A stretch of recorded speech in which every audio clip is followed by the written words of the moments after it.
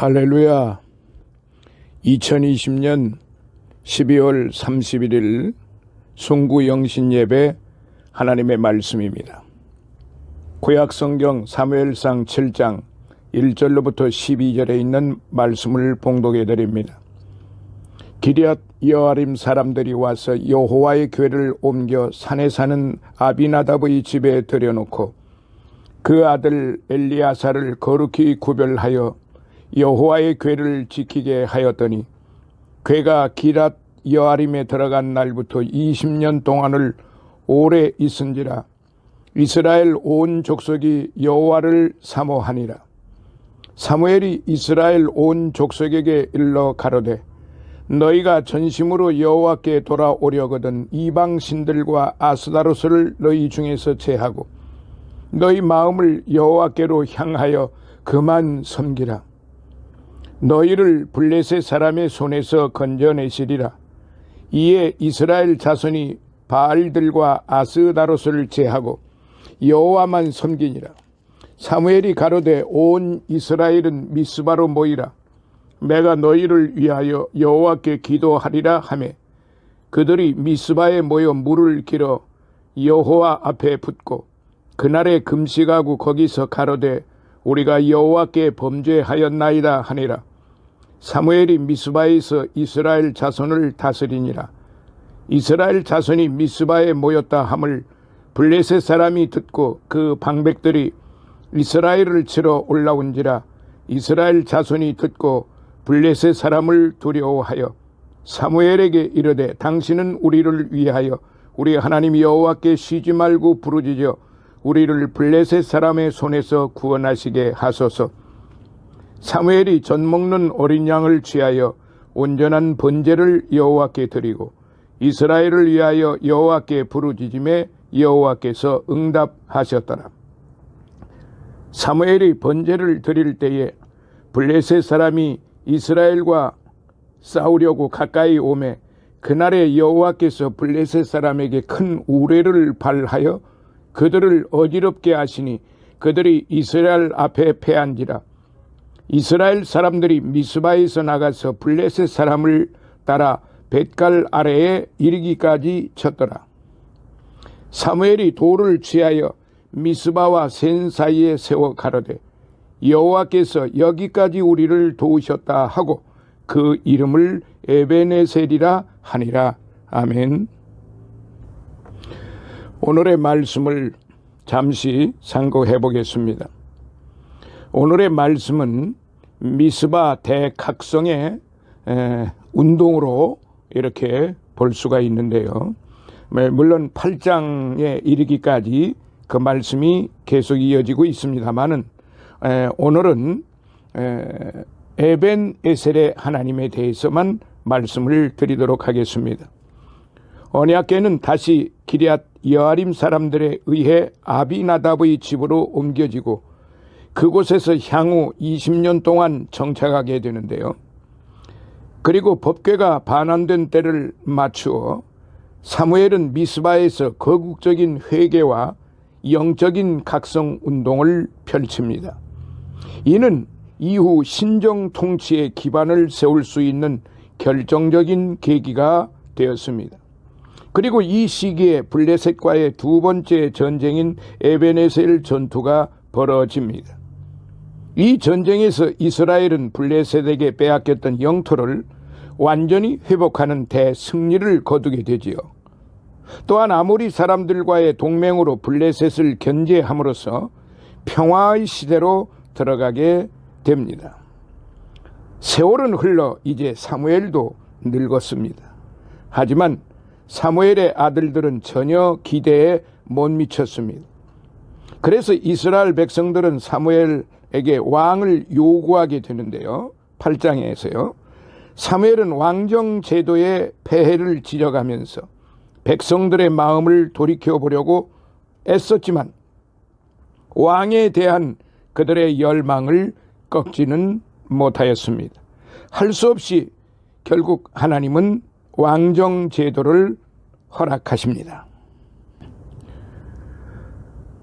우리를 위해 싸워주시는 그 하나님이신데 하나님이 지금 그 12절에 보면은 여기까지 우리를 도우셨다 하고 그 이름을 에베네셀이라 이렇게 했는데, 이스라엘 백성들은 지금 그렇지 않은 거예요. 이스라엘 역사를 통해 하나님은 언제나 자기 백성을 돕기 위해 찾아오셨습니다. 사무엘 시대에도 찾아오셔서 이스라엘을 위해 싸워주셨습니다. 이스라엘 군대가 블레셋과의 전투에서 이긴 것은 오직 하나님의 도우심 덕분이었습니다. 하나님이 이스라엘을 위해 싸워주셨을 때 블레셋 군대의 힘과 전략은 무용지물이 되었습니다. 오늘날에도 하나님은 여전히 자기 백성을 위해 싸워주시고 모든 악한 세력들로부터 보호해 주십니다. 따라서 도움이 필요할 때 우리는 피난처시요 힘이 되시는 여호와 하나님께 부르짖을 수 있고, 그분이 우리를 위해 기꺼이 싸워주실 것임을 확신할 수 있습니다. 전능하신 주님께서 시편 그 기자의 고백대로 우리의 힘이시고 피할 바위이시고 견고한 산성이시고 영원한 구원자이십니다.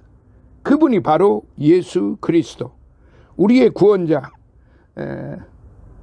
우리의 영원한 왕이시죠.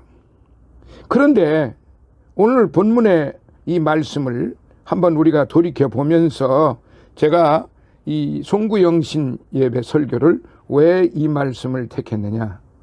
하나님은 과거에도 도우셨습니다. 그리고 현재에도 도우십니다. 앞으로도 계속 도우십니다. 그래서 하나님은 에벤에셀 하나님이시죠. 여기까지가 아니라 오늘 우리는 우리에게는 도우시는 하나님이 과거, 현재, 미래 끝까지 우리와 함께 하십니다.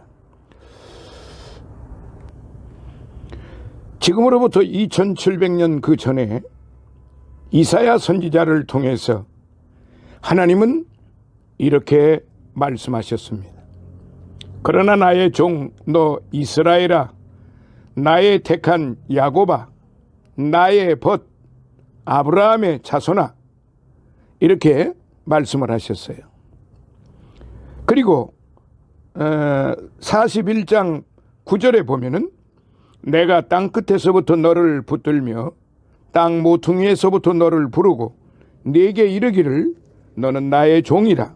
내가 너를 택하고 실어버리지 아니하였다 하였노라. 두려워 말라. 내가 너와 함께 함이니라. 놀라지 말라. 나는 내 하나님이 됨이니라. 내가 너를 굳세게 하리라. 참으로 너를 도와주리라. 참으로 나의 의로운 오른손으로 너를 붙들리라. 그리고 42장에 1절로부터 보면은 내가 붙드는 나의 종, 내 마음에 기뻐하는 나의 택한 사람을 보라. 내가 나의 신을 그에게 주었은즉 그가 이방의 공의를 베풀리라. 그는 외치지 아니하며 목소리를 높이지 아니하며 그 소리로 거리에 들리게 아니하며 상한 갈대를 꺾지 아니하며 꺼져가는 등불을 끄지 아니하고 진리로 공의를 베풀 것이며 그는 쇠하지 아니하며 낙담하지 아니하고 세상에 공의를 세우기에 이르르니 섬들이 그 교훈을 앙망하리라. 그리고 또한 43장 1절로부터 또 보겠습니다. 야곱아, 너를 창조하신 여호와께서 이제 말씀하시느니라. 이스라엘아, 너를 조성하신 자가 이제 말씀하시느니라. 너는 두려워 말라. 내가 너를 구속하였고 내가 너를 지명하여 불렀나니 너는 내 것이라. 네가 물 가운데로 지날 때 내가 함께 할 것이라. 강을 건널 때 물이 너를 침몰치 못할 것이며 네가 불 가운데로 행할 때에 타지도 아니할 것이요 불꽃이 너를 사르지도 못하리니 대저 나는 여호와 네 하나님이요 이스라엘의 거룩한 자요 네 구원자임이라. 내가 애굽을 너의 속량물로 구스와 스바를 너의 대신으로 주었노라.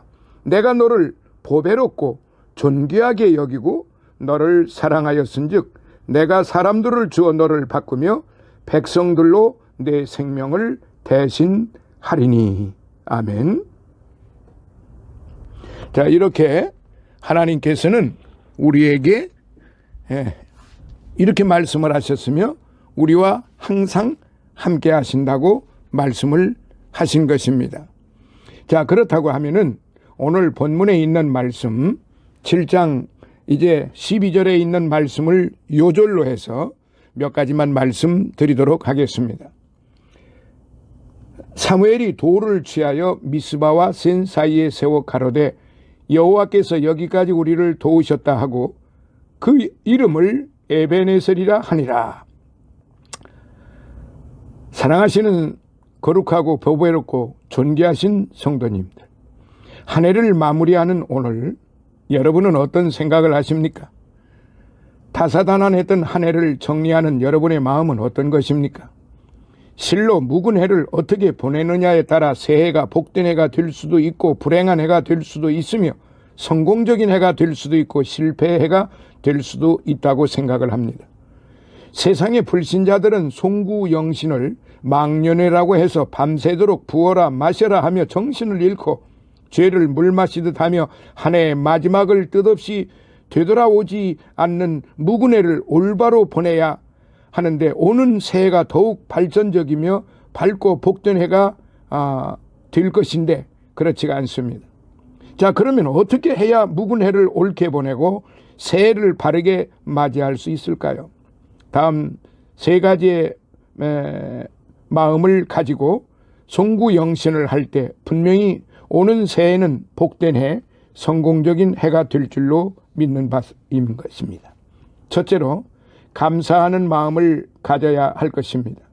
본문에 보면 이스라엘의 마지막 사사여 지도자인 사무엘은 블레셋 나라에 의해 이스라엘이 멸망할 수밖에 없는 상황에서 하나님의 은혜로 구원받고 이뤘던 땅에 회복하고 난 뒤에 과거를 회상하며 돌을 하나 취하여 세우고 에베네셀이라는 이름을 붙였습니다.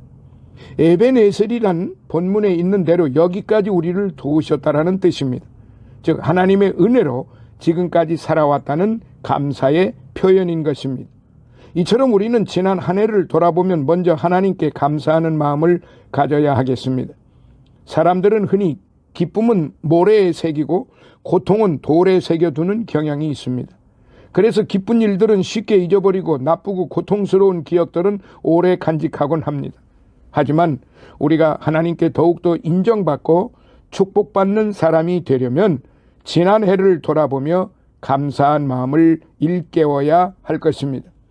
하나님은 감사하는 자에게 점점 더 큰 감사의 조건을 주십니다. 그러므로 우리는 먼저 지난 한 해 동안 가정적으로, 교회적으로, 국가적으로 받은 바 하나님의 크신 보호와 사랑과 은혜에 감사해야 합니다. 물론 슬픔도 고통도 실패도 많이 있었습니다. 그러나 먼 훗날 지내놓고 보면 그 모든 것이 우리의 진정한 유익과 행복을 위해서였다는 것을 깨닫게 될 날이 반드시 오게 됩니다. 할레이 M. 로젠버그라는 사람은 다음과 같은 말을 했어요. 인생은 절묘한 색깔을 가진 여러 타래의 실로 엮어짠 한 폭의 금 주단과 같다. 거기에는 성공의 금 색깔도 있고 고통의 진홍 색깔도 있고 슬픔의 침침한 색깔도 들어있다고 하는 것입니다.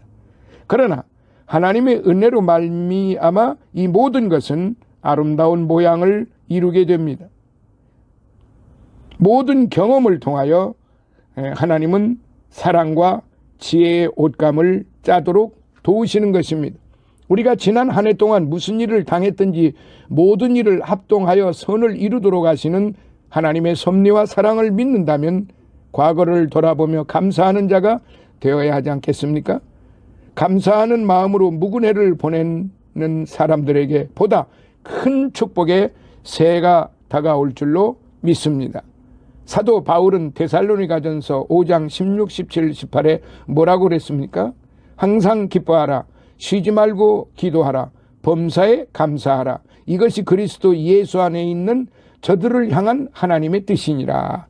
그렇게 사도 바울은 데살로니가 교인들한테 그렇게 가르쳤습니다. 그것은 그들 뿐만이 아니라 바로 오늘 21세기에 사는 오늘 우리들에게도 똑같이 적용되는 말씀입니다. 둘째로, 잊어버리는 마음이 있어야 합니다. 어떤 사람이 어스름 달밤에 술이 거나하게 취한 상태로 배를 타고 강을 건너려고 밤새도록 노를 저었습니다. 팔이 아프도록 노를 저었는데 동틀 무렵 술이 깨서 보니 배가 제자리에 있더랍니다. 왜 그런가 하고 자세히 보니까 풀었어야 할 거룻줄, 즉 묶어놓은 배의 밧줄이 육지에 매인 채로 노를 저었던 것입니다. 그렇습니다. 새해가 더 진취적이고 성공적인 해가 되기 위해선 털어버리고 청산하고 잊어버려야 할 것들이 있습니다. 억울했던 일, 분했던 일, 손해봤던 일, 수치스러웠던 일, 슬펐던 일들을 그대로 가지고 새해를 맞지 말고 깨끗이 털어버리고 잊어버려야 오는 새해가 복된 해, 성공적인 해가 되지 않겠습니까? 이사야서 48장 18, 19절에 보면은 너희는 이전 일을 기억하지 말며 옛적 일을 생각하지 말라. 보라 내가 새 일을 행하리니 이제 나타낼 것이라 라고 말씀을 하셨습니다. 이전 일을 기억하지 말고 생각하지 말고 잊어야 할 것은 깨끗이 잊어버려야 하나님께서 새로운 일들을 나타내시는 것입니다. 불행했던 과거, 슬펐던 과거, 실패했던 과거를 되새기며 과거에 붙잡혀 사는 사람치고 행복한 생활, 복된 생활을 하는 사람은 별로 없습니다. 그래서 로르만 빈센트 필 박사는 사람이 매일 세수하고 몇 차례씩 손을 씻듯이 하루에 2번 이상 마음 카다르시스, 즉 세척 정화해야 한다고 했습니다. 노이로제나 정신분열증은 대개 마귀가 갖다주는 병인데 정신분열증이 곧 조현병이라고 말하지요. 이러한 정신질환 환자의 대부분이 과거의 일들, 즉 돈에 손해본 것, 실현해서 억울했던 마음, 수치스러웠던 일에 집착하여 벗어버리지 못하고 빨리 씻어버리지 못했기 때문에 생기는 병들인 것입니다. 그래서 정신병원에 입원하면 지난 일들을 잊어버리게 하는 약을 먹이고 주사를 놓습니다. 마귀는 불필요한 과거를 자꾸 생각하며 고민하게 만들고 잠 못 자게 합니다. 그러므로 찬송과 기도와 말씀을 묵상하는 가운데 묵은해에 좋지 못한 일들을 깨끗이 잊어버리고 청산하고 새해를 맞이해야만 될 것입니다. 스텔리 스타인이라고 하는 사람은 문둥병에 걸려 오랫동안 고생했는데 눈까지 멀게 되자 자살하려 하다가 마음을 고쳐먹고 살아야겠다고 작정을 했어요. 그리고 작가가 되려고 결심하고 작가가 되는 법이란 책을 책방에서 사서 왔습니다. 비록 눈이 멀어 읽지는 못하지만 읽어줄 사람이 있었기에 낙심하지 않았고 손가락이 없어져 쓸 수는 없었으나 녹음기가 있기에 좌절하지 않았습니다. 그는 말했어요. 나는 잃어버린 것들을 슬퍼하는 대신에 아직도 남아있는 것들을 최대한으로 이용하려 한다. 사랑하시는 성도 여러분, 하나님이 이같이 긍정적이고 적극적인 신앙으로 살아가는 자에게 축복하셔서 복된 미래를 주시는 줄로 믿습니다. 그래서 정신병원에 입원하면 지난 일들을 잊어버리게 하는 약을 먹이고 주사를 놓는 것입니다. 마귀는 불필요한 과거를 자꾸 생각하며 고민하게 만들고 잠 못 자게 합니다. 그러므로 찬송과 기도와 말씀을 묵상하는 가운데 묵은해에 좋지 못한 일들을 깨끗이 잊어버리고 청산하고 새해를 맞이하시는 여러분들이 되시기 바랍니다. 이 스타인이라는 사람은 문둥병에 걸려 오랫동안 고생을 했지만 바로 그가 그렇게 마음을 고쳐먹고 지금까지 한 일은 다 할 수 없고 기억에서 사라졌지만 이제 새로운 일에 도전하는 그 정신, 바로 그 정신이 우리가 본받아야 할 그런 정신이 아닐까 생각이 됩니다. 셋째, 회개하는 마음이 반드시 있어야 하겠지요. 회개는 하나님께 향하는 첫 걸음이요, 회개는 축복과 은혜의 전주곡이라고 생각합니다. 회개가 없이 하나님께 가까이 간 사람이 없고 회개가 없이 큰 은혜와 큰 축복을 받은 사람이 없다고 봅니다. 옛날 증기기관차가 운행될 때의 일이에요. 한 기관차가 석탄불도 잘 타고 물도 충분하고 기름도 잘 쳤는데 이상하게 움직이지 않더랍니다. 웬일인가 하고 기관차의 각 부분을 자세히 조사해 보니 어느 파이프에 독사 한 마리가 꼭 끼어 있더랍니다. 물을 담을 때 물에 빠져 죽은 뱀이 따라 들어가 그 파이프를 메워버렸던 것이지요. 이처럼 죄가 우리의 심령을 가로막고 있으면 기도가 막히고 은혜가 막히고 축복이 막히는 것이 아닐까요? 죄는 하나님과 우리 사이를 가로막습니다. 이스라엘 백성들이 자기들의 죄를 회개할 생각은 않고 기도해도 응답이 없으니 이제는 하나님도 늙으셔서 우리의 기도를 듣지 못하시고 우리를 도와줄 팔의 힘도 없으신가 보다 하고 생각할 때에 하나님께서 이사야 선지자를 통해서 말씀하시기를 여호와의 손이 짧아 구원치 못하심도 아니요 귀가 둔하여 듣지 못하심도 아니라 오직 너희 죄악이 너희와 너희 하나님 사이를 내었고 너희 죄가 그 얼굴을 가려서 너희를 듣지 않으시게 함이라 라고 이사야서 59장 1절 2절에 말씀을 하셨습니다. 사랑하시는 성도님, 위대한 성도들은 하루도 회개하지 않고 지나는 날이 없습니다. 그날의 죄를 그날 회개했으며 회개하지 않고 잠자리에 드는 날이 없었습니다. 하물며 묵은 한 해를 보내는 이 마당에 회개하지 않고 어떻게 새해를 맞이할 것입니까? 복된 새해를 맞이하려면 묵은 해를 깊이 반성하여서 자신을 하나님의 빛 앞에 적나라하게 내어놓고 철저히 회개해야만 할 것입니다. 시편 51편 10절에 보면 다윗이 기도합니다. 하나님이여 내 속에 정한 마음을 창조하시고 내 안에 정직한 영을 새롭게 하소서라고 말입니다. 또한 17절에 51편 17절에 보면은 하나님이여 구하시는 제사는 상한 심령이라 하나님이여 상하고 통회하는 마음을 주께서 멸시치 아니하시리이다 라고 간절히 기도했습니다. 사랑하시는 성도 여러분, 회개하려면 무엇보다도 하나님 앞에 정직하고 솔직해야 합니다. 거짓과 위선의 껍질을 뒤집어 쓴 사람은 회개와 거리가 멀어요. 있는 그대로 솔직하게 드러내놓고 자복을 해야 합니다. 그리고 무엇보다도 회개하고자 하는 간절한 소원이 있어야 합니다. 애통하고 회개할 맘 충만하게 하옵소서 하는 찬송이 진정한 내 기도가 되어야 합니다. 회개한 무엇보다도 마음과 생각을 바꾸는 것이며 회개라고 하는 것은 마음과 생각을 바꾸는 것이고 자기가 지은 것에 대한 잘못을 뉘우치는 것이고 뉘우치기만 하는 게 아니라 그것을 하나님 앞에 고하고 그리고 고쳐서 바르게 사는 것이 그것이 진정한 회개입니다. 그래서 회개라고 하는 건 돌이킬 해 고칠 게 내 마음을 돌이켜서 고쳐서 살아가는 것입니다. 그게 진정한 회개고 또한 그런 회개를 내 마음으로 할 수가 있느냐? 없습니다. 내 마음으로 회개를 하는 게 아니라 성령님의 인도함을 받아서 성령님을 통하여 회개하는 것입니다. 그래서 성령이여 강림하사 나를 감화시키시고 성령이여 내 마음에 오셔서 나를 감화시켜 주시고 나의 죄를 사하여 주소서 우리가 그렇게 찬송하고 기도하는 것입니다.